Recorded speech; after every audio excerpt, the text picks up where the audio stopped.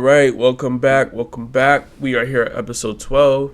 Hope everyone had a good couple weeks since our last episode. I know my weeks has been busy. We're prepping for our second child, so we are having another boy that's going to be here within a month of the time of recording this video. So it's crazy. We found out Christmas, so time kind of really flew by. Great Christmas gift. Really excited. Been prepping for baby's arrival for 9 months, financially too. So not only do you have to prep the baby room and things like that, you need to prep financially. So I may actually make one of my videos coming up on what I did and what me and my wife did to really prep for our next child, because you're gonna have to reallocate. You're gonna have to shift money around. There's so many unknowns that you have no idea what's going to come about. Every child's different, but either way, it's going to be a very exciting time. This video is going to be about the reason why people keep avoiding their finances. And no, I really don't truly believe it's because people are quote unquote like lazy. There's a lot of people in the workforce, a lot of people who get up and go to work every day in America. I just think what it really is the mindset. Knowledge does play a part into it as well. You have to stay educated. But I also think the mindset plays a massive part into being successful when it comes to finances. Whether if your goal is to become a millionaire, whether your goal is just to retire comfortably, like whatever the case may be, you gotta start with your mental mindset. So that's what we're gonna go over in the video today. Before we do, I do want to go over a couple updates. Sports has been booming. Basketball, football, those are my two main things. Those have been going crazy. Crypto has been booming. Talk about Bill Gates. It's just there's going to be a lot to unpack in the video, so let's go ahead and jump right in. So Marcus Smart went to the Lakers on a 2-year deal. For that gives him bench depth. I don't think he's going to replace AR, of course, in the starting rotation, but it will give them times during those games where they need to just have someone to get a stop. You just have Marcus Smart in the game guarding the best player on the perimeter, the best guard. So that way, that takes away pressure from Luka, and that takes away pressure from AR if they're whoever is in the game. So now they don't have to guard the best player on the team. AR puts in more effort than Luka, but he just doesn't. He's just not that good a defender in the NBA level. CP went back to the Clippers, so it looks like he's going to retire a Clipper. That's interesting. That's fun. A lot of fun actually signings recently. Dame back to Portland. I love that for Portland. I love that for Dame. Sometimes grass ain't green on the other side. He went out he wanted to go get a ring. I mean, he went to Milwaukee, so that sucks compared to Portland. But went to Milwaukee with Giannis. They just won a ring, not too long ago. So they tried it. It didn't work. Grass wasn't green on the other side, and he came back home. And this just goes to show, because they waived Dame, so Dame could have gone anywhere he wanted to go when they waived him. Dame value is just through loyalty and with Portland. And honestly, I don't really see anything wrong with that, because Dame's not chasing to be the greatest of all time. Dame's already listed as a top 75 player of all time. That's never getting taken away from him. Only thing he hasn't accomplished is really getting a ring, but this move just shows you that he values the loyalty to the city. His family is there. His kids knew nothing but Portland their whole life. He just values having that stability over chasing that ring. I don't really see anything wrong with it. Like, if that's what he wants to value, at the end of the day, that's on him. So, he seems happy in the press releases that you're seeing, the interviews that they've done. He seems happy. His kids seem happy to be back home in Portland. And, they're human at the end of the day, man. So, go ahead and rock out for Portland. Not getting a ring, but do you. Second rounders, the NFL getting guaranteed money. I love this move. The NFL to me has been ripping players off for the longest time. Look at what's happening with Dallas with Micah. Look at what's happening with the Commanders, and look at what's happening with the Bengals with Hendricks. Like, it doesn't make sense to me that these players put all this time, effort, go out, risk their body, risk their minds every single day. The results are there for all those guys. Like, the results are there, and they're not getting paid what they deserve. But I like this move because you got people in college making NIL money, and our second rounders in the league can't even get guaranteed money. A top 60 pick in the NFL draft cannot get it. If you're picked 33rd in the NFL draft, you're not able to get guaranteed money. That's crazy to me, because to me, you're just a couple things away from being out of the second round into the first round. Like, and just because you go first round is no guarantee that you'll able to perform, but you get that guaranteed money. But second rounders got it. I love it. Love the move for them. Go ahead and get your money. Same thing with WNBA. Go ahead and get your money. Realistically, so of course, they're out there saying they want to get LeBron money. You guys got to think. I know they just signed a massive deal with a couple networks to get them, visible, get their names out there. New CBAs coming through. You're not about to make LeBron money, bro. You're not about to make top superstar NBA. There's economics into this. The league doesn't generate enough revenue to pay out what you're asking for in full. Now, the WNBA should 1,000% increase the wages and pay their players 1,000%. There's no question about that. You're just not about to see them signing 3-year, $20 million deals. They don't have the revenue right now to do that. I was just watching a video on Robert Griffin III. He was saying, based on all the new deals that are being broke, the WNBA may see a profit for the first time in its history, which is fantastic. But I'm only doing it one time, that doesn't mean I have all this surplus to pay out all these extra, payrolls and benefits when we've been running it at such a loss for years. So it just takes time. But I do think that the WNBA players should definitely get a big jump in their pay. It just may not be multi-millions at this point. Crypto has been booming. So if you guys haven't noticed, crypto hits all-time highs. It was crypto week. A lot of big things came out. The Genius Act, I believe, was passed that to help regulate, crypto, try to reduce the amount of fraud. You're really starting to see bigger companies, bigger institutions add crypto to the balance sheet. So, I'm still pretty new into learning crypto. Put money into Bitcoin. I'm seeing, about 18% returns. So that's a very solid return through Bitcoin. I bought it. I put a little money in where I could, where it was at its, I think I bought it in at 79, 80K, and it jumped all the way up to 120. So crypto, I think it has the potential to keep going up. But this is a good case in point of you want to have a little bit of everything. So I'll be the first to say last year I was not a believer in crypto because I just wasn't educated on crypto. Still learning a lot about it. Well, I would say Bitcoin. Bitcoin and Ethereum are the two that I've been looking into.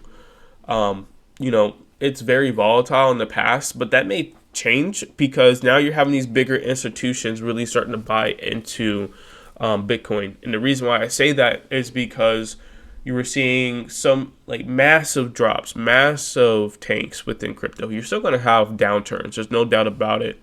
It may not just be as big because you just have bigger firms and everything. BlackRock coming in buying a bunch of crypto. MicroStrategy. So it's here. GameStop put crypto on their books. It's kind of,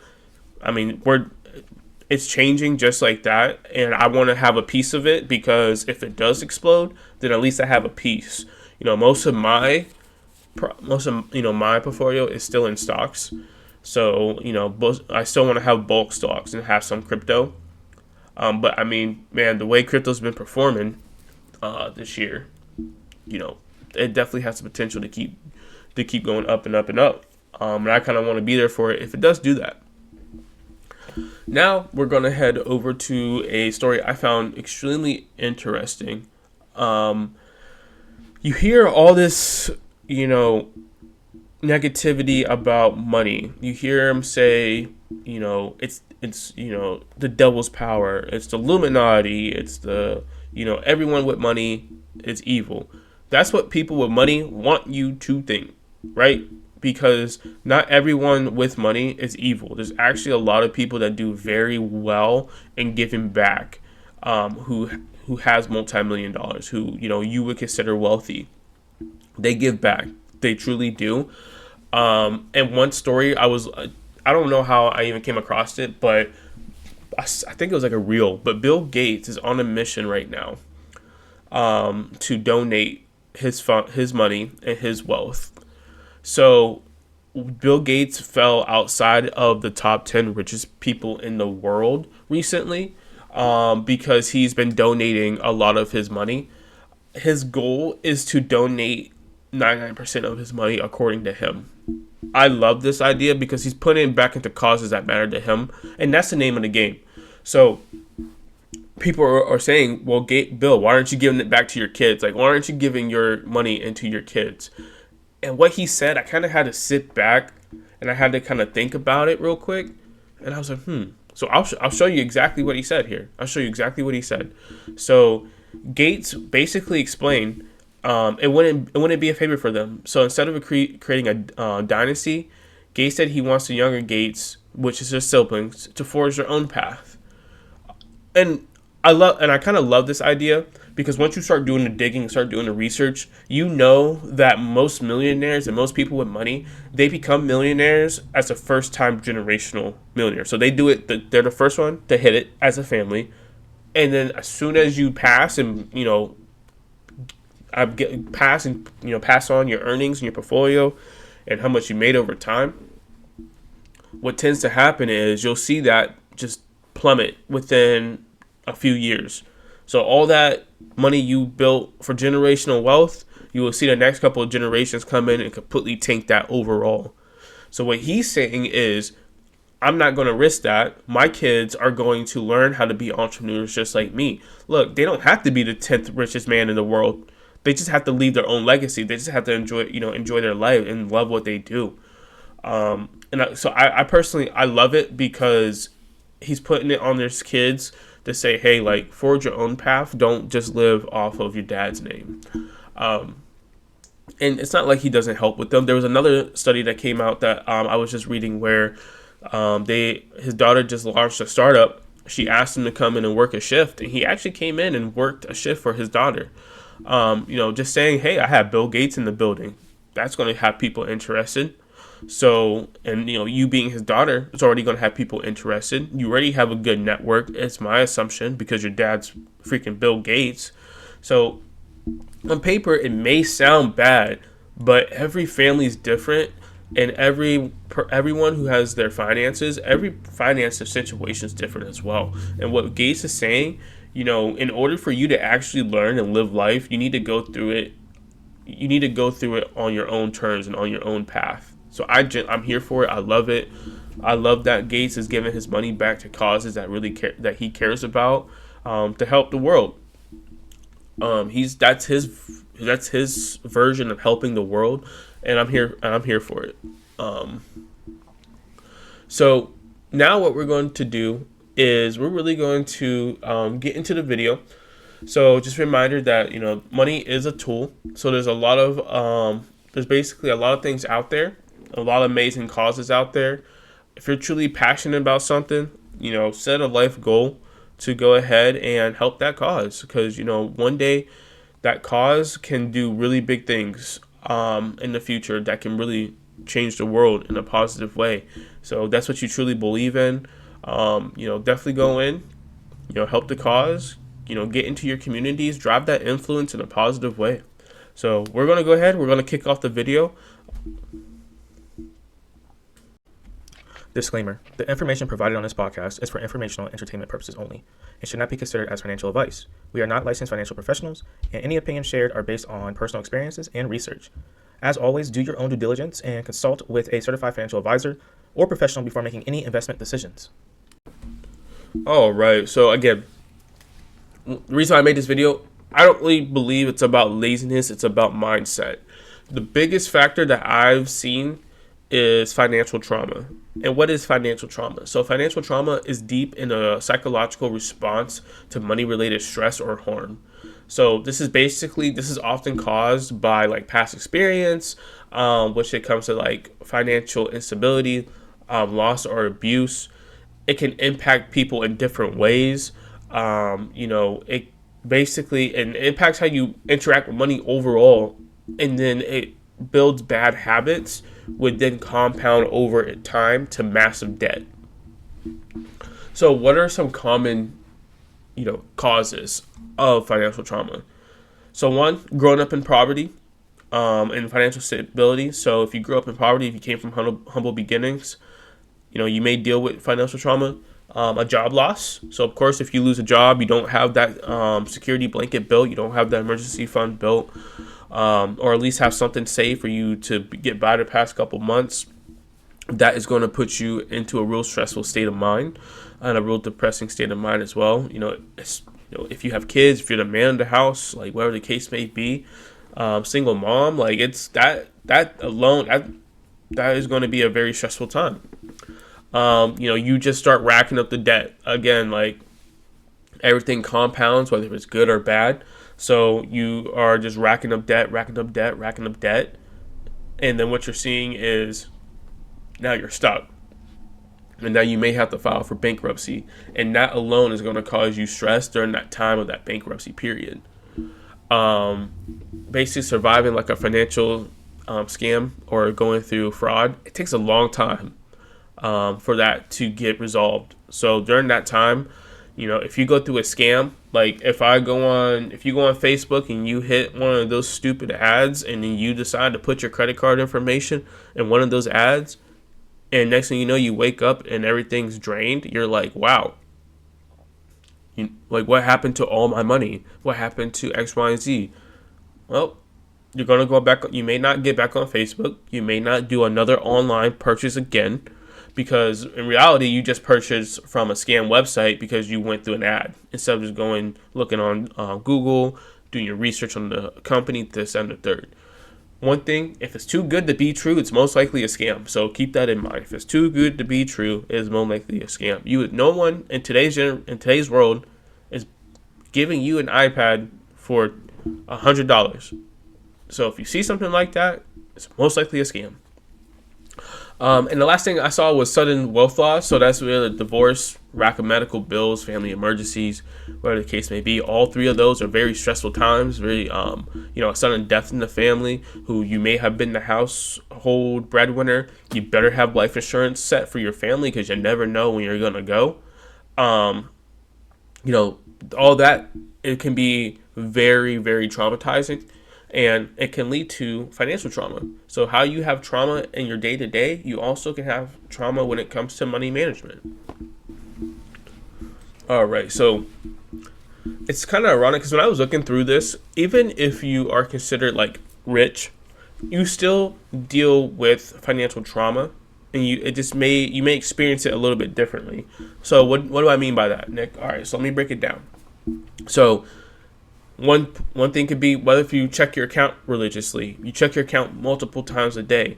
But that's because, if you live in poverty, if you come from humble beginnings, if you went through the struggle, you understand you have to check your account multiple times a day, sometimes before every transaction, just to make sure you have enough money into the account, right? So sometimes you have to just open up your app to see how much do I have in diapers. All right, I just went here. How much do I have here? How much do I have there?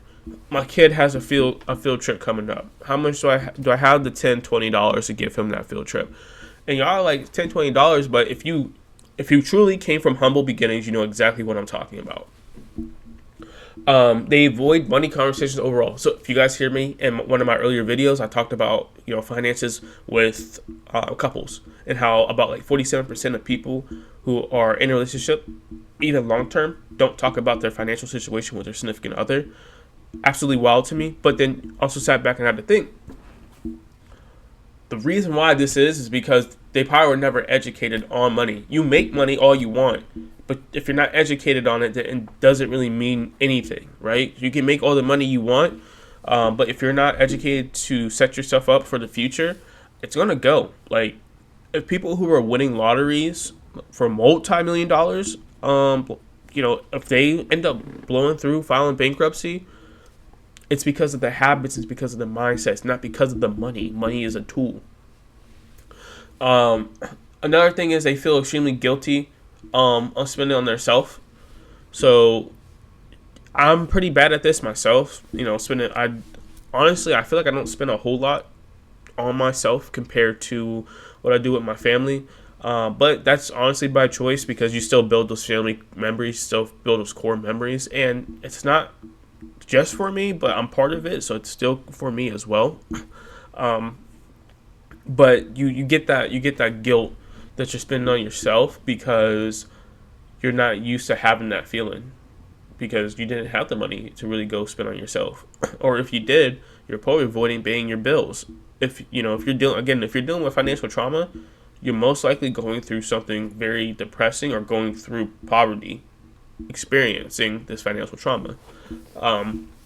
For people who are wealthy or rich, I would probably say for them would be like getting a divorce because then there goes half your money, and so you may have to pay child support if whatever the case may be. If they want to put you on child support, it's a whole different realm. But my point is that you can experience financial trauma on every level. It's just different for every level. Another thing is like they're gonna freeze when it's time to budget, save, or invest. Again, it's not about you having the money. It's about what you do with your money. You guys will hear me say this over and over and over again. Like my car, even my cars, right? I don't have a brand new car. I don't have a $700 a month car payment, right? So when people start earning more money, they want to buy these bigger houses. They want to take on more debt, but that's hurting you more than helping you.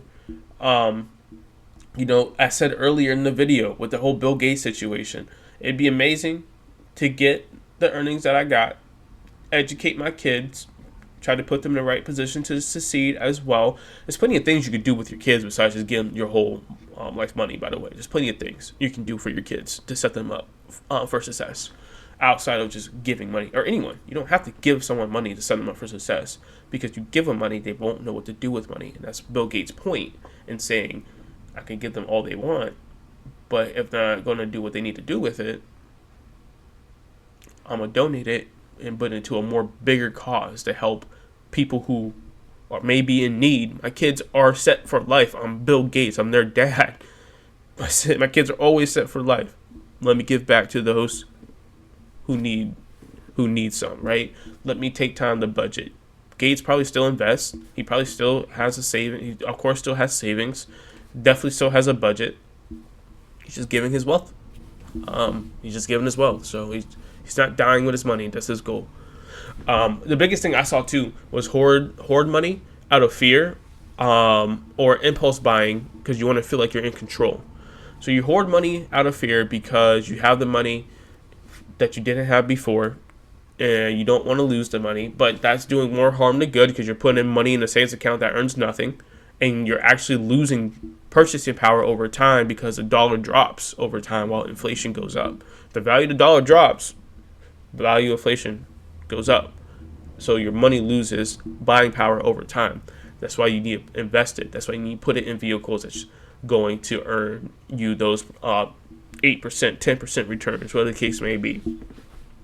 Because you're going to be beating inflation while earning more money. And for those who feel like they're spending too much, that's also probably a trigger, because when you're spending too much, you want to feel like you're in control, right? And of course, too, like NBA players, I guess, or pro players would be the best example. They come from absolutely nothing, and you give them a couple $1 million, they're not going to know what to do with that $1 million, and now they're back in taxes. Now they're filing for bankruptcy and things like that. So because it's like, I'm in control now. I have all this money. All of a sudden, I'm going to live the life that I see on social media. I'm going to live this, I'm going to live that. Next thing you know, 10 years later, even if that, filing for bankruptcy. So what all that really being said is, you can experience financial trauma no matter what. I personally believe most of it comes for those who are in poverty and who has been dealing with poverty for a very long time, because that's all you see. But here I'm gonna break down my mindset, because I came from humble beginnings, right? Like let's be real. I came from humble beginnings. So, I'm going to break down my mindset and my journey, especially during my early 20s, and kind of how I'm getting myself out of that. All right. So, my path to breaking this mindset. So, again, I do truly believe that anyone who's been in the struggle deals with financial trauma, rightfully so. It's not, there's beauty in the struggle. There's beauty in the struggle for sure. But for me, like, I had to reset. I had to do a life reset. And it's kind of crazy to say that I had to do a reset when I was like 20.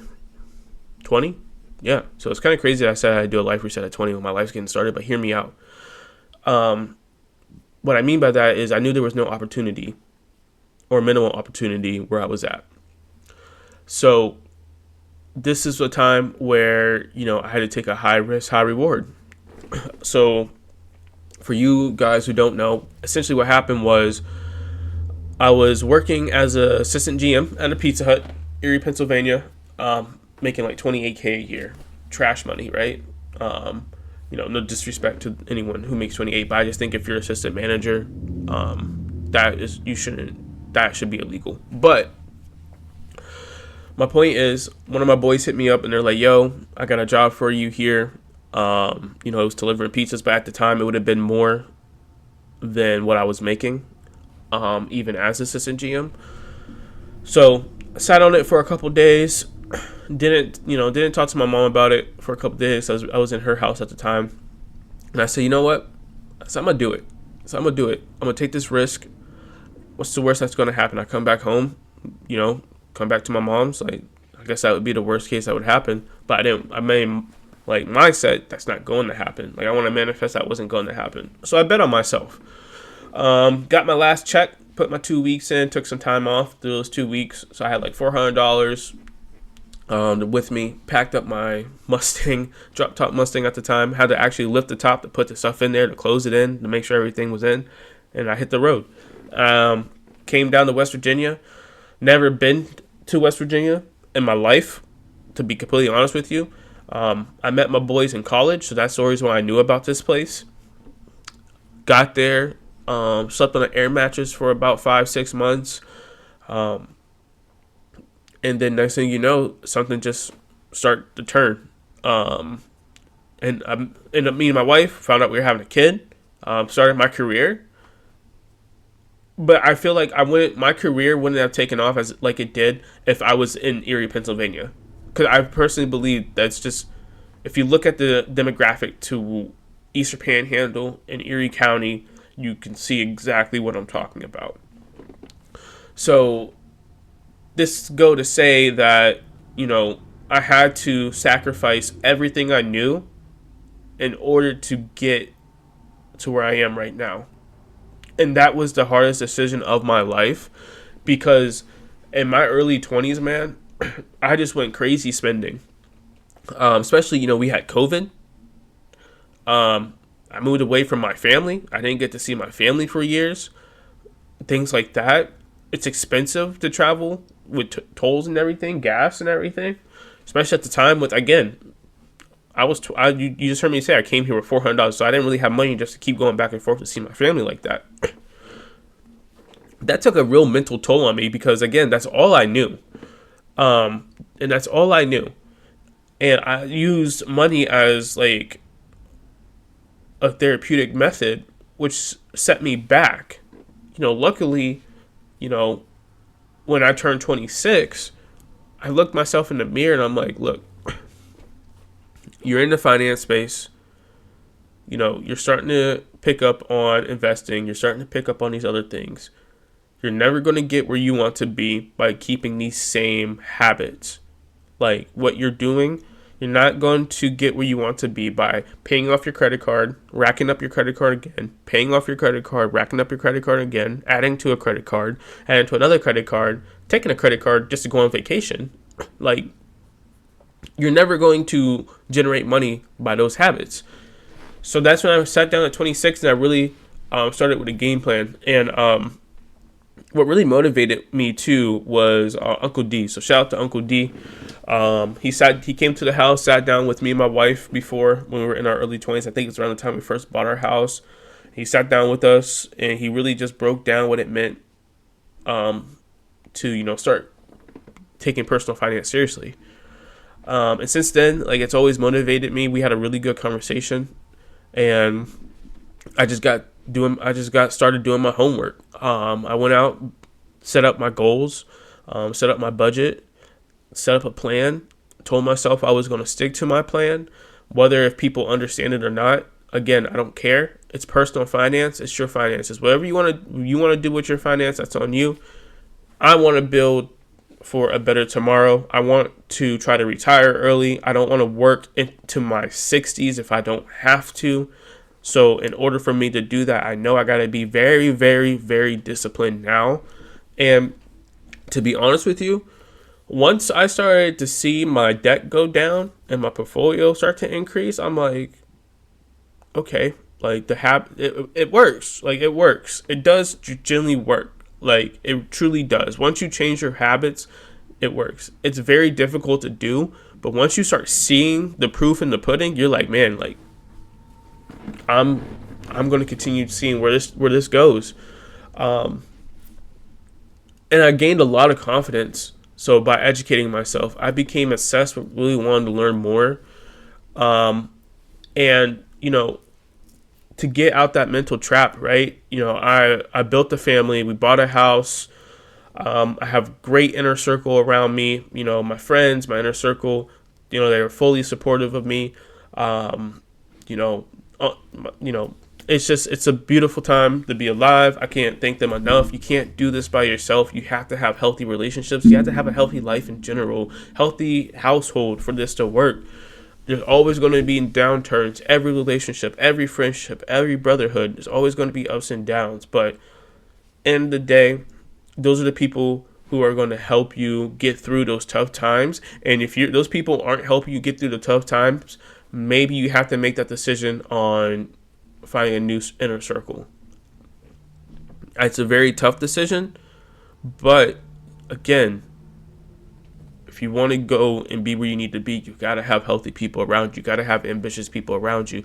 You got to have people who are motivated around you.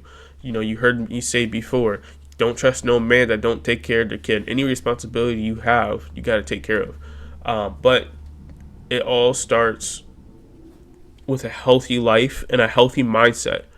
Once I start building myself, getting more confidence in myself, having a better lifestyle, healthier lifestyle, even when it comes to eating better, I really started to see life differently. I really start to see things change.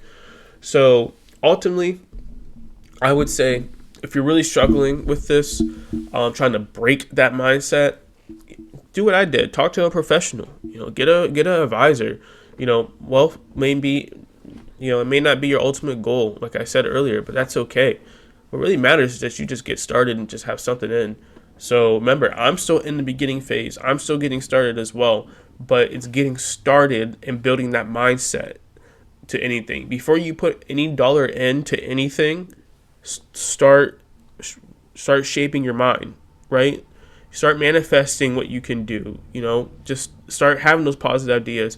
Lay off the reels. Go to more educational videos, things like that. You will see a big difference, not even just in your portfolio, but just in life in general. Like, once you start learning more, you're going to continue want to learn more. But it's just getting started, because a lot of the stuff that I learned, I'd never learned in school at all. Now, granted, I was never the best student in school, but I didn't learn most of this in school. I'm actually self-educating myself, and then I'm going to pass this education to my kids and to anyone who is interested. That's kind of why I made the platform, right? So, it's because we're all basically going to be in this together, but it all starts with having a healthy lifestyle and those around you.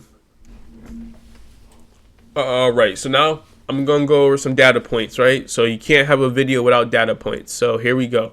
So I got this straight from Bankrate. So according to Bankrate, 47 adults say that money has a negative impact on their mental health. But because again, y'all, like, there's so many different walks a life. And what I tend to see is people who may be in different statuses judging people who never walked that walk in life.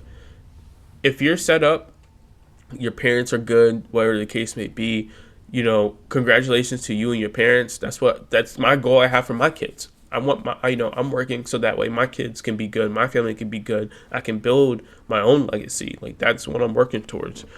But I also understand being in a struggle. I also understand seeing your folks, worrying about paying the bills, seeing your folks worrying about how they're going to get the next grocery bill, seeing your folks writing a check at Walmart. So that way the check has time to clear in order for them to get paid for the next payday. Like, how do y'all think that feels? Especially with social media in the play now, right? You write a check for your groceries and you hop on the reels and you see people traveling, you see people spending money, you see people saying, let's get rich, I'll get you 0 to million, like that, X, Y, and Z. And that starts to take a toll on you. But you need to realize that everyone is in their own position and everyone is working through certain things. But I always say, you can get out. It's just a matter of will. But if you're that far, if you have mental health is really, if you're struggling with mental health to, start building those money habits, then you're probably going to really need to see a professional. Go talk to someone. There's nothing wrong with that. Go talk to someone about it. Because like everything I mentioned in the video earlier about financial trauma truly does happen. I went through it myself. Everyone goes through financial trauma. The number one reason that money is impacting financial trauma right now is because people have to pay for everyday expenses as inflation continues to increase. So inflation continues to increase, but wages aren't keeping up with inflation. This has been a topic forever now. So when that happens, you lose buying power. So once you start losing buying power, you're going to have to shift your budget. But a lot of people may not even have a budget to begin with. So they probably not even know that they're losing their buying power. And the next thing you know, they're having to use their credit cards again. They're having to use this and that and the third again. They're racking up tens, thousands of dollars in debt again. So, that does play a big part. But again, you have to be aware of what's going on in order to beat inflation. And the only way you're going to beat inflation is if you invest. You're not beating inflation by just parking your money in your savings account. I found interesting, but of course, to me, it makes sense. Millennials and Gen Zs, they take on the most brunt of the stress. So according to Bankrate, they say Gen Z and millennials do take on the blunt of the stress. So according to Credit Karma, I found that 49% of millennials will shop and spend as a coping mechanism. Again, my early 20s, I was one of them. If I'm depressed, if I need to do something, online shopping, I get my phone out. It's easy to, online shop when you're on your phone. Go to the mall, just blow through some money, make you feel better about yourself. But again, you have to start changing your habits. You have to start changing that mindset. It's very difficult. I tell you firsthand, it's extremely difficult.